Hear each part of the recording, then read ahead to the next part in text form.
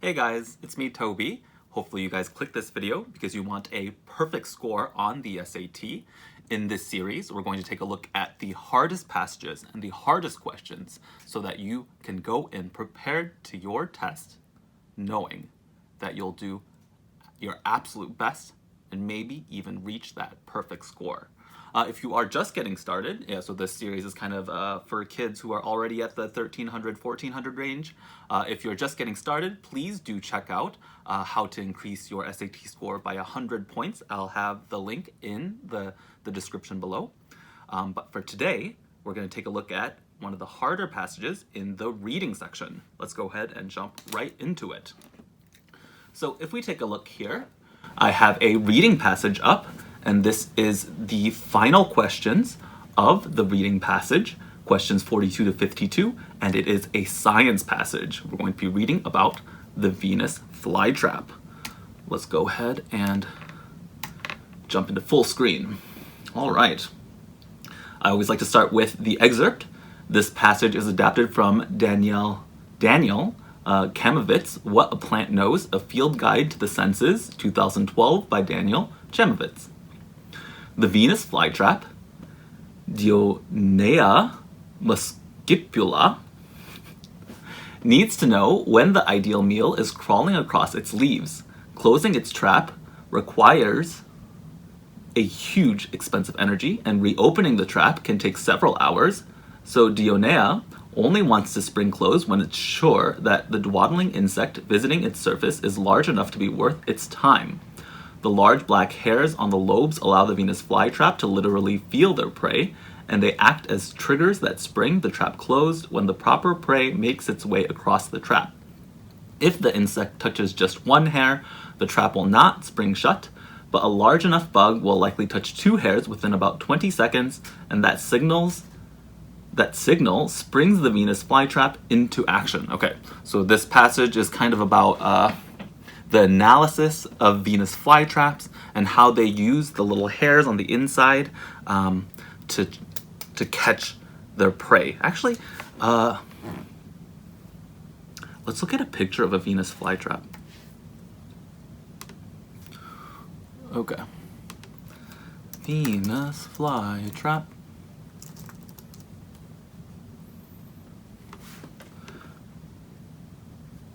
What? No, not like that. Okay. All right, here's a nice picture. Yeah, so you can hopefully see here that a Venus flytrap has these black hairs.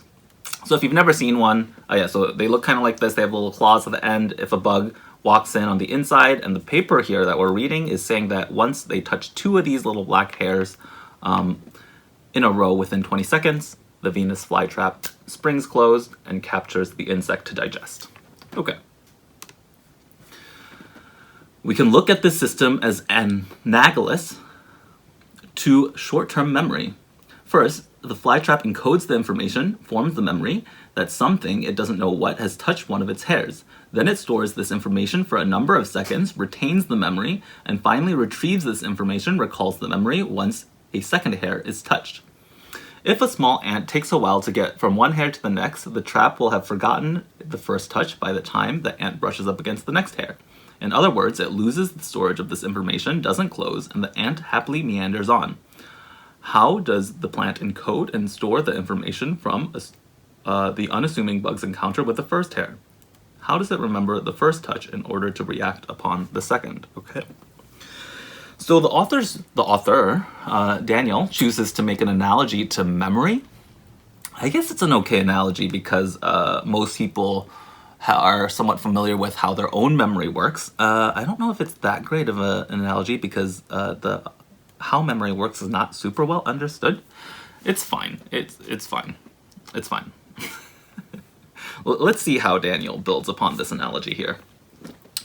Scientists have been puzzled by these questions ever since John Burdon Sanderson's early report on the physiology of the Venus flytrap in 1882. A century later, Dieter Hudig and Andreas Seviers at the University of Bonn in Germany proposed that the flytrap stored information regarding how many hairs have been touched in the electrical charge of its leaf. Their model is quite elegant in its simplicity. In their studies, they discovered that touching a trigger on a Venus flytrap causes an electric action potential, a temporary reversal in the electrical polarity of a cell membrane that induces calcium channels to open in the trap. This coupling of action potentials and the opening of calcium channels is similar to the process that occurs during communication between human neurons. Oh, I guess that's why they made that analogy to memory, because it is somewhat similar to neurons. Nice. Thus causing a rapid increase in the concentration of calcium ions. They propose that the trap requires a relatively high concentration of calcium in order to close, and that a single action potential from just one trigger hair being touched does not reach this level. Therefore, a second hair needs to be stimulated to push the calcium concentration over this threshold and spring the trap. The encoding of the information requires maintaining a high level of calcium so that a second increase triggered by touching the second hair pushes the total concentration of calcium over the threshold. As the calcium ion concentrations dissipate over time, if the second touch and the potential doesn't happen quickly, the final concentration after the second trigger won't be high enough to close the trap, and the memory is lost. Okay, let's see. Okay, so there are a couple terms in here. Hopefully you're a little bit familiar with it. Let's draw what they're describing. So they're saying that, so if you guys are familiar with like a cellular membrane and channels, so the cell membrane is like the cell wall generally. There are membranes inside the cell, but for now let's just think about the cell wall. So imagine this part down here is the cell, and out here is the cell wall. So the way that stuff, and in this case like we're talking about calcium here, gets through the membrane or the cell wall is through these channels. So there are definitely specific calcium channels in the outside of I guess in this example it would be plant cells, but it also happens in neurons and other cells as well, as described. So you can imagine, yeah, there's this, like, I guess this, you would call this the lipid bilayer, and then there's a protein structure that can have calcium flow through in and out depending on its orientation. So they're saying that when these two hairs get touched, these channels open up, allowing calcium to flow into the cell, I think. Is it out of the cell? I guess we'll find out. Oh, and then the other thing I wanted to go over. So if we make a chart, so let's say this is calcium levels, and this is time. So they're saying there's like a baseline low calcium level, and then a hair is touched and it spikes up. And then over time, it starts going down, right? So let's say there's some level like here, where if the calcium levels reach this level, the Venus flytrap will close.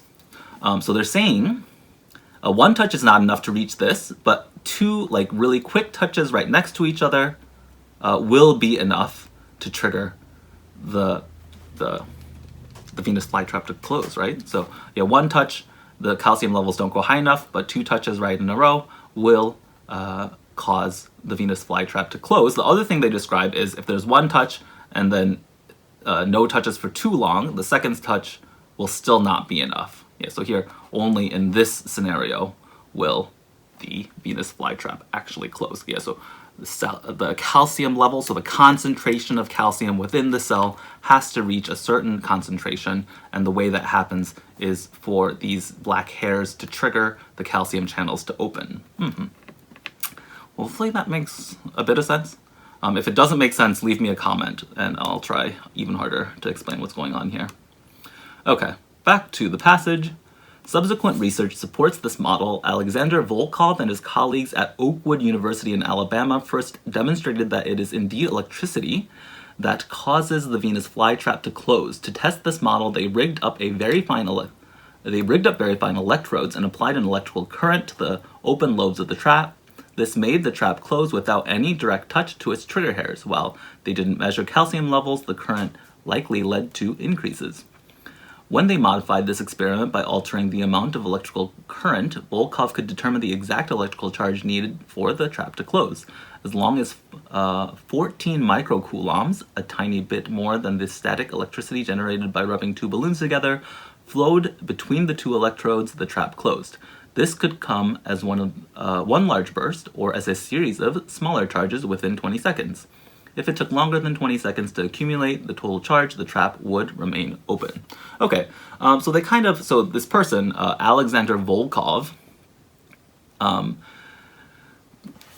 decided to do an experiment because there's this hypothesis that the calcium channels are what is causing the trap to close. He thought maybe what's important is the electrical potential of the calcium. And to verify that, he just used electrodes instead of calcium ions, and he was able to kind of get a similar result to the calcium ions without triggering the hairs, but by just pulsing electricity through the Venus flytrap. Okay. Let's take a look at some of the questions here. 42. The primary purpose of the passage. Okay, so for these questions, I always like to look back at the title of the passage. What a plant knows, a field guide to the senses. Okay, well, that one's a little bit vague. He's being a little artsy here with his title. It's definitely about Venus flytraps and like the scientific mechanism of why it closes. That's what I would say the primary purpose of the passage is. Discuss findings that offer scientific explanation for the Venus flytrap's closing action. That sounds pretty good.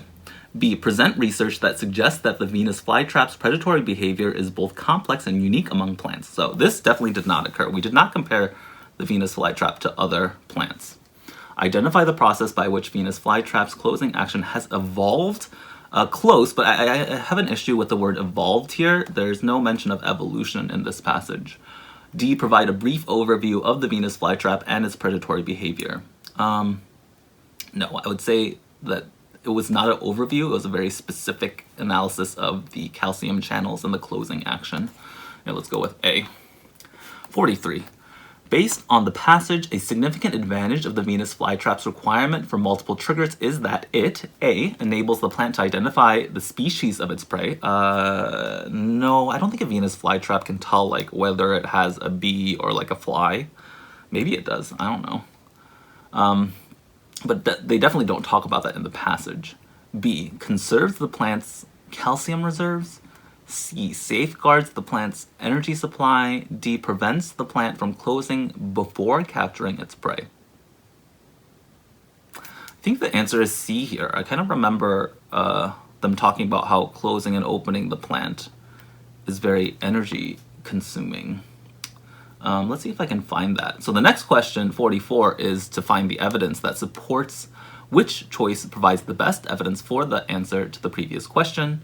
Where was it? I think it was right at the beginning, right? And closing its trap requires a huge expense of energy, and reopening the trap can take several hours.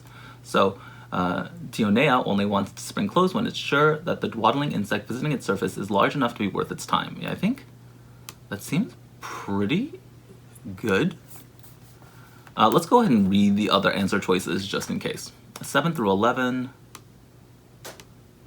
The large black hairs on their lobes allow the Venus flytrap to literally feel their prey, and they act as triggers that spring the trap closed.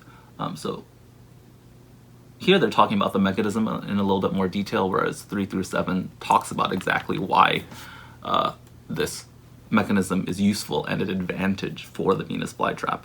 11 through 14, if the insect touches just one hair, the trap will not spring shut, but a large enough bug will likely touch 2 hairs within about 20 seconds. And that signal springs the Venus flytrap into action. Yeah, so that one still builds on 7 through 11. It's not exactly explaining why, but more about how it works. 16 through 18. First, the flytrap encodes the information, forms the memory. Yeah, so now they're making the analogy between the flytrap and memory. That has touched one of its hairs. Yeah, I really like A here. I really think A is correct. 45, the use of the phrases dwaddling insect in line 6 and happily meanders in line 27 and unassuming bugs encounter in lines 28 to 29 in the first 2 paragraphs establishes a tone that is academic, melodramatic, informal, and mocking. I would say informal. Happily meanders is definitely not academic. They're not being like super dramatic. Yeah, I think melodramatic just means like super dramatic. It is definitely informal, just casual, happily meanders. It's just, Casual language, mocking. I don't think they're making fun of the bugs. That's weird. Why would you make fun of bugs? I don't know. I guess I don't really like bugs, but I never felt compelled to make fun of them. Doesn't make sense. I'm gonna go with C. 46. In the second paragraph, lines 15 through 31, the discussion of short-term memory primarily functions to. It's an analogy. They use it to make an analogy to help people understand why or how the Venus flytrap closing mechanism works. A. Clarify an explanation of what prompts the Venus flytrap to close. B. Advance a controversial hypothesis about the function of electric charges found in the leaf of the Venus flytrap. Now, I don't think it was controversial. Maybe like this word is a little bit too strong. Stress the distinction between the strategies of the Venus flytrap and the strategies of human beings? I don't think so. Yeah, I don't think we're comparing Venus flytraps to humans. Emphasize the Venus flytrap's capacity for retaining detailed information. Okay, yeah, so again, the Venus flytrap doesn't retain detailed information about its prey, just like the fact that it's there. Let's go with A here. According to the passage, which statement best explains why the Venus flytrap requires a second trigger hair to be touched within a short amount of time in order for its trap to close?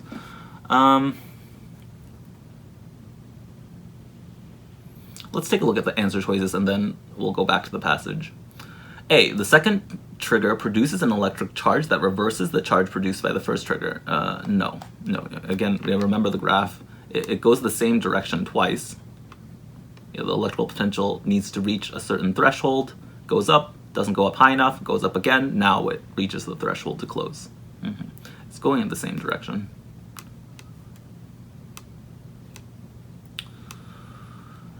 The second trigger stabilizes the surge? No. Second trigger prompts the calcium channels to open. It does do that. The second trigger provides a necessary supplement. Yes, this is what we're looking for. Yeah, so the first channel gives it calcium, but it's not enough. The second trigger gives it more calcium. We supplement the first calcium concentration with more calcium to reach the threshold to close the fly trap. Okay, let's read that part again. Where did they talk about that? I think it's here. Scientists have been puzzled by these questions ever since John Burton Sanderson's early report on the physiology of the Venus flytrap in 1882. A century later, Dieter Hodik and Andreas Seviers at the University of Bonn in Germany proposed that the flytrap stored information regarding how many hairs have been touched in the electrical charge of its leaf. Yeah, okay, here we go. Their model is quite elegant in simplicity. In their studies, they discovered that touching a trigger hair on the Venus flytrap causes an electrical action potential, a temporary reversal of the electrical polarity of the cell membrane. Okay, so they do talk about a reversal, but it's the reversal from the baseline, not a reversal from the first touch to the second touch. That's important. That induces calcium channels to open in its trap. This coupling of action potentials and the openings of calcium channels is similar to the process that occurs in communication between humans and neurons, thus causing a rapid increase in the concentration of calcium ions. Okay, so you touch the hair, you increase the calcium concentration in the cell. They propose that a trap requires a relatively high concentration of calcium in order to close, and that single action potential from just one hair trigger being touched does not reach this level. Okay, so yeah, here they're describing, yeah, so the one touch, not enough calcium, 2 touches, yes, enough calcium. Therefore, a second hair needs to be stimulated to push the calcium concentration over this threshold and spring the trap. Okay, I feel like that's pretty dead on. Okay, moving on. 48. Which choice best describes a scenario in which Hodik and Seviers' model predicts that a Venus flytrap will not close? Okay, A, around the insect, not close around the insect. A large insect's second contact with the plant's trigger hairs results in a total calcium ion concentration above the trap's threshold. Okay, so that will definitely cause it to close. Wrong. A large insect makes contact with the second trigger after a period of inactivity during which the calcium ion concentrations have diminished appreciably. Yes, this is the stuff that they're describing, right? So one touch, it goes up, and then if there's no touches for a long time, the calcium concentration starts dropping. Second touch will increase it again, but maybe if you wait long enough, the concentration won't be high enough to trigger the close. B, a large insect's contact with plants' trigger hairs causes calcium channels to open in the trap.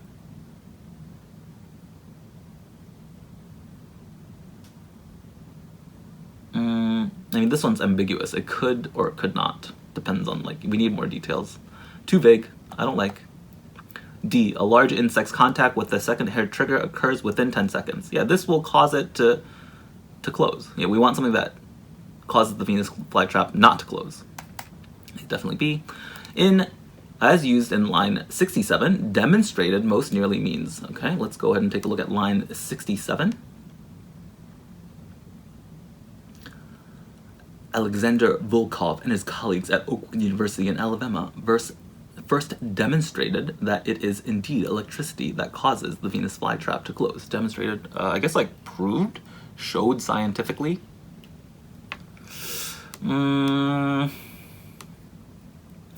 Protested, no. Established, performed, or argued. I think established makes the most sense here. Like scientifically proved. Established. Yeah, it's definitely not protested, performed, or argued. Okay. 3 more questions. Let's go. 50. Based on the passage, what potential criticism might be made of Volkov's testing of Hodik and Severe's model? Okay, what is Hodik and Severe's model?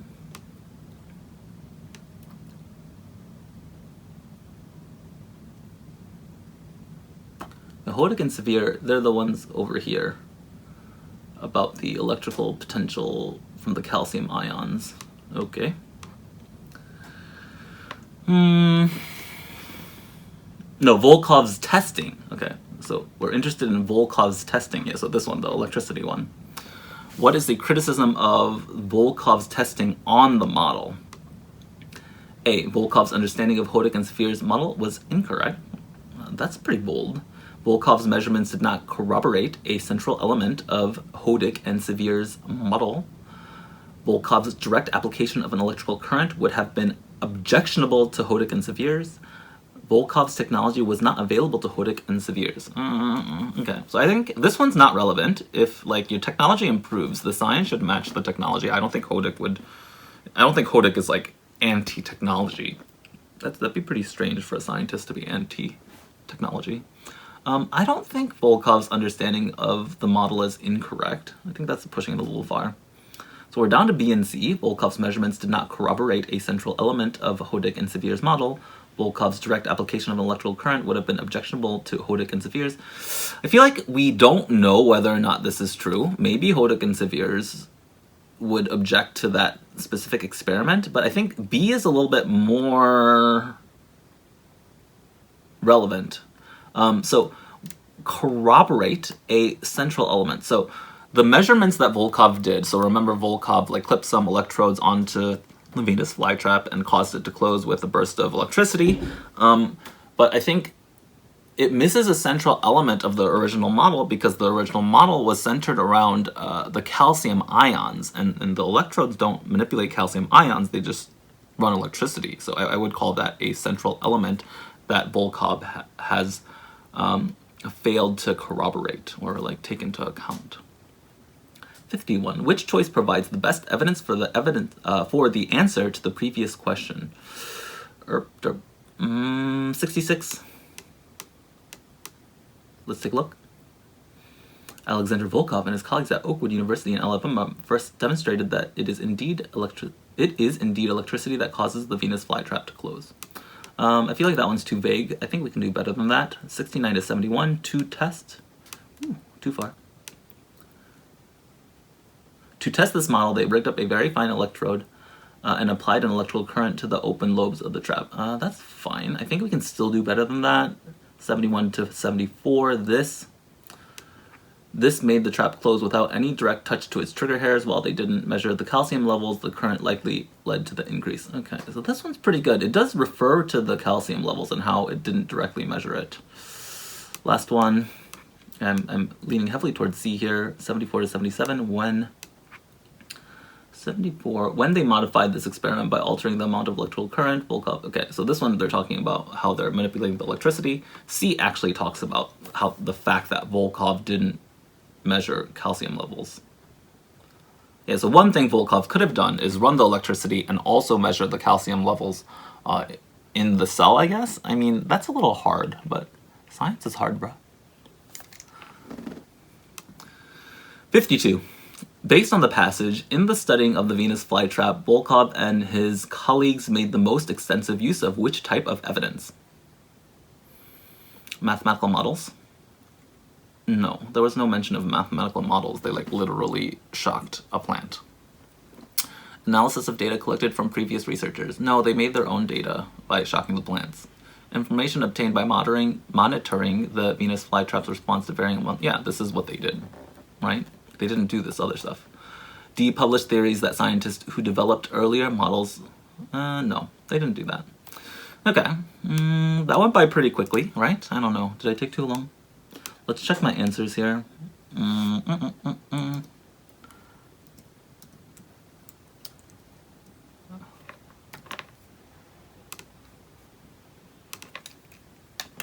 SAT practice test 8 answers. Okay. So this is the reading section right here. Starting from, let's see, can I zoom in for you guys? Boop, boop, boop.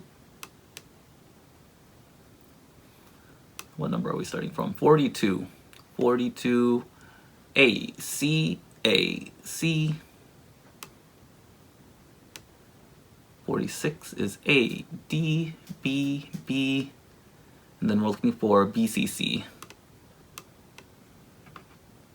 BCC. Nailed it.